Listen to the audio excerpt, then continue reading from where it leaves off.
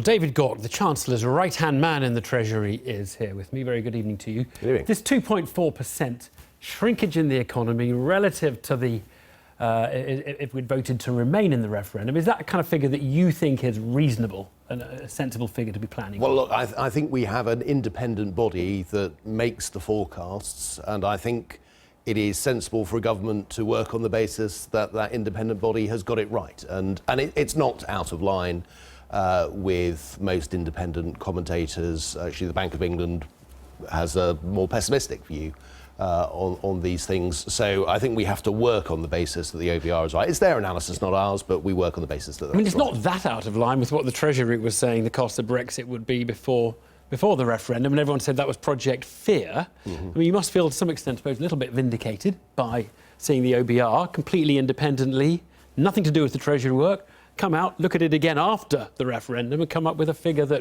wasn't quite as pessimistic as the Treasury one, but in the same ballpark. Well, frankly, I would rather we were in a position where the economy was growing very strongly, and yeah, that's more important to say than the debate of who was right over what. But I don't think anyone should be surprised that, given there's some uncertainty, given that there's a transitional period that we would go through, that there would be a hit to growth of some scale. And the OBR have made their assessment as to what it is. And obviously some of your colleagues are saying this is too pessimistic. Some of them have had less kind words about the OBR, and these guys are Remainers, you know, and all of that kind of stuff. Would you just tell them to shut up? We have to accept what the OBR says then. Well, I think, you showed a clip from Jacob, but also from Ian Duncan Smith, and he said, well, government's got to prepare for the worst as well. So, in the end, I think we have, as a government, we have to respond to what the OBR says. People, of course, are entitled to their opinion, and I guess in a year or two's time, we can look back and see who was right and who was wrong. One of the very striking things about it is that if you want to help the jams, the just about managing, if you want to help the people who aren't even managing, Brexit, if we believe the OBR, swamps everything you're doing, doesn't it?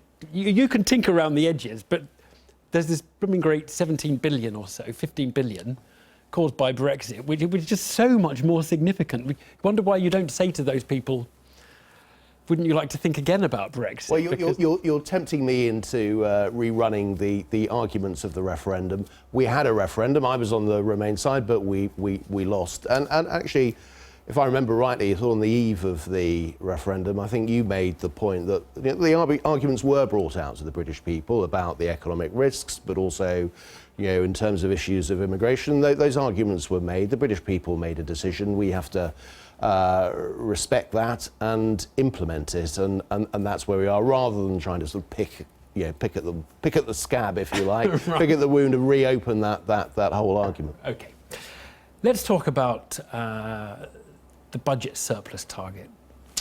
Let's have a look at a poster now. This is a poster that was used during the last Parliament. It was actually used in the 2014. I think this is Labour isn't learning. Labour still plan to increase debt by an extra 3,200 per person.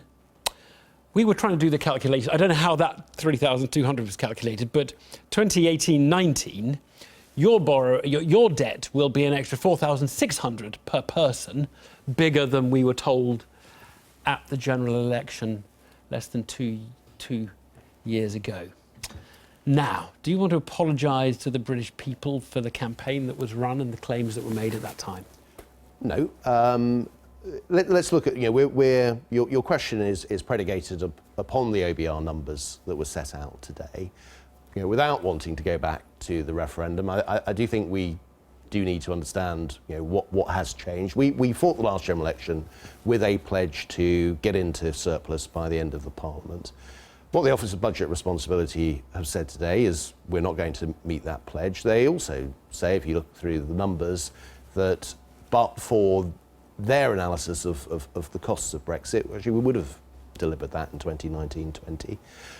Things have changed, circumstances have changed. Now the question is, how does the government respond to that?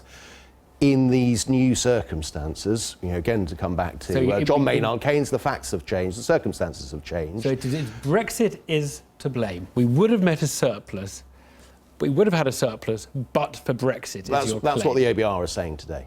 Yeah, because you would have had a small surplus you were saying at the Yeah. end of the last election, and Brexit has more than wiped that out. Yeah, that's what the OBR is saying. So you don't feel a need to apologise for the claims that you were making in the last election, even though we have a Conservative government implementing its manifesto pledges. People at the time, by the way, said it's going to be very difficult for you to meet those. And I think there's a sense now that Brexit is a bit of a cover for the fact that you don't have the stomach to deliver some of the decisions that would be necessary to actually make a surplus. Well, again, I come back to, as part of that OBR analysis today, what they show is, although I'm not for a moment saying that all of the deterioration in the public finances is down to do, because it isn't all, but notwithstanding that, we still would have made that 2019-20 surplus number. Right. So the question people, is, folks, you can't use it as, you can't say the OBR, you're accepting the OBR position. Yeah. You need to tell the public, folks, we would have a surplus, except that you voted for Brexit. The Chancellor didn't spell it out that clearly today. He seemed to be disguising the Brexit effect in everything he was saying about the difficult circumstances, lower revenues and challenging growth. I mean, the public should be told. We would have a surplus. I mean, the OBR have done that, and I'm saying this is OBR numbers. It's not government numbers. It's not the Treasury numbers. That's what the OBR is saying. Brexit is the excuse. But it's not the excuse. But you made the question where you've not made the decisions to do it. Actually, we have made some difficult decisions on spending, which over the course of the last 6 years, actually the spending side of things have been delivered. We haven't overspent. Well, let's have a look, because I just put up the graph I put in my initial remarks. So this is the way it has to fall during the rest of this Parliament. And we can see it didn't fall this year. So this year, more or less, we've held it flat. You're expecting it to fall by 7% to meet these new softer ambitions. How on earth are you going to deliver 7% cuts in spending? And why, if you can deliver 7%, could you not do it this year? You were meant to make some cuts and you didn't make any this year. So you overshot this year and you're now expecting to make 7%. That is your plan for deficit reduction, isn't it? Well, I think one of the reasons why you've got the profile for this year is that we've particularly front-loaded the extra money that's gone into the NHS.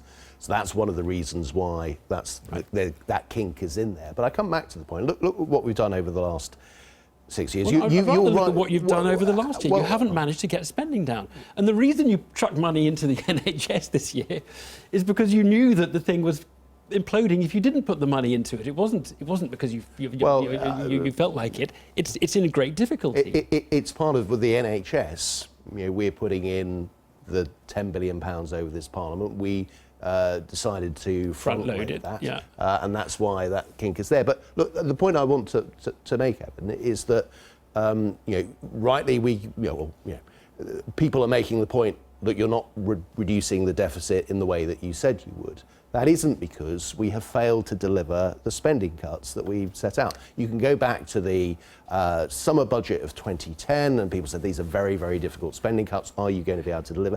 Actually, we have, and over that period of time, we have seen 8 out of 10 children go to good or outstanding schools. Crime has come down. On the upside. But are you really telling me you think you can get 7% out of the over the next 5 years? You didn't mean to keep it flat this year. It had been intending to go down. This was the easiest year of the Parliament you missed. And now everything for deficit reduction is predicated on steeper falls than you failed to achieve this year. And that is our deficit reduction plan. Well, our record, I mean, you've looked at that year, but you can look at the previous 5 years where we successfully delivered on the departmental spending reductions that we've done in a period of time, as I say, you can look at the children as... It gets harder, not easier, as time goes on. You've taken the low-hanging fruit. Now you're going to get 7% with none of the low-hanging fruit left because you picked it all in the first Parliament. Not necessarily, because what you can do is, and I think we are succeeding in doing, is building up more of a culture of spending control, that you can start making reforms to public services that bring long-term reforms. I'll give you an example, if I may. Briefly. The area I used to be involved with, HMRC, have actually done some fairly fundamental reforms as to how they deliver services. They have reduced costs. They are collecting more in tax. Actually, in a recent year or so, they've improved customer services as well. So I do believe public sector reform is possible. You can get more for less. David Gauke, thank you very much indeed.